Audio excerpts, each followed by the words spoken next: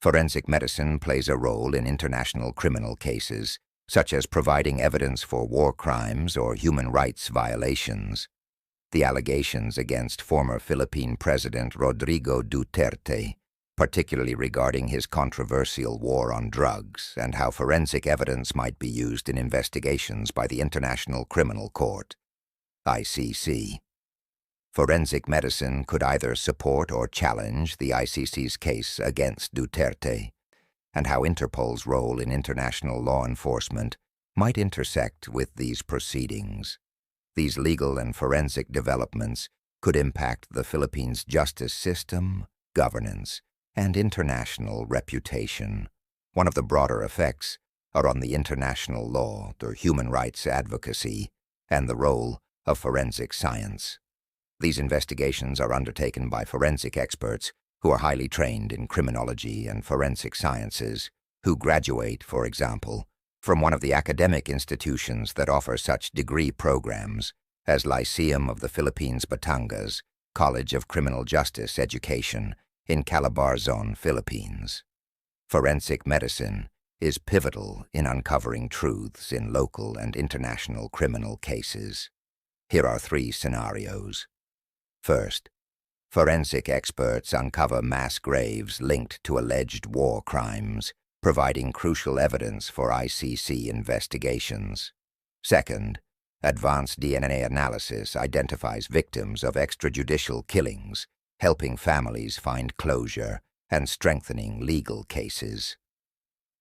In war-torn regions or areas afflicted by political violence, forensic experts often discover and analyze mass graves. For instance, exhumations may reveal evidence of systemic killings during conflicts. Detailed forensic pathology reports, including bone trauma analysis and time-of-death estimations, could validate claims of war crimes, extrajudicial killings, or genocide. This process has been instrumental in cases like Rwanda and the Balkans, and could be similarly applied in Duterte's case to uncover potential extrajudicial executions. Advanced genetic techniques, such as mitochondrial DNA profiling, have become vital for identifying victims when traditional identification methods fail. In a case like Duterte's, DNA analysis could help link unidentified remains to families, offering closure while establishing patterns of systematic killings for ICC scrutiny. This strengthens victimhood documentation and legitimizes charges. Thirdly, forensic pathology reveals patterns of torture in detainees, supporting claims of systemic human rights abuses. Forensic medicine might expose patterns of abuse through meticulous examination of injury records or post-mortem findings. For example, consistent signs of blunt trauma or specific execution methods could reveal systemic torture policies. This evidence plays a critical role in ICC trials to demonstrate orchestrated violations rather than isolated incidents. The intersection of Duterte's past controversial policies and international legal scrutiny presents unique challenges. Firstly, Interpol issues a red notice for Duterte, prompting debates about sovereignty and international jurisdiction. Secondly, ICC prosecutors rely on forensic evidence from the Philippines to build a case, but face resistance from local authorities. Thirdly, Duterte's legal team may challenge the admissibility of forensic evidence, citing procedural flaws or chain of custody issues. The interplay between forensic medicine, Interpol, and the ICC can lead to both collaboration and conflict.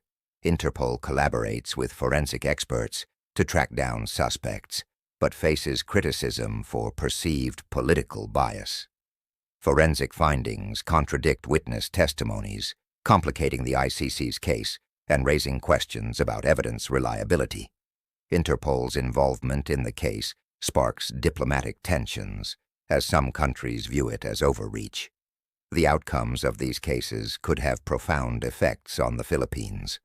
Successful ICC prosecution leads to reforms in the Philippine justice system, improving accountability. Public backlash against international intervention strengthens nationalist sentiments and political polarization. The case sets a precedent for future leaders, deterring potential abuses of power. The ripple effects of these developments extend beyond the Philippines. The case strengthens the ICC's credibility, encouraging other nations to cooperate with international justice mechanisms. Critics argue that the ICC's focus on Duterte reflects a bias against developing nations, undermining its legitimacy. Advances in forensic medicine during the case investigation leads to new standards for evidence collection in international law. What are your thoughts and comments?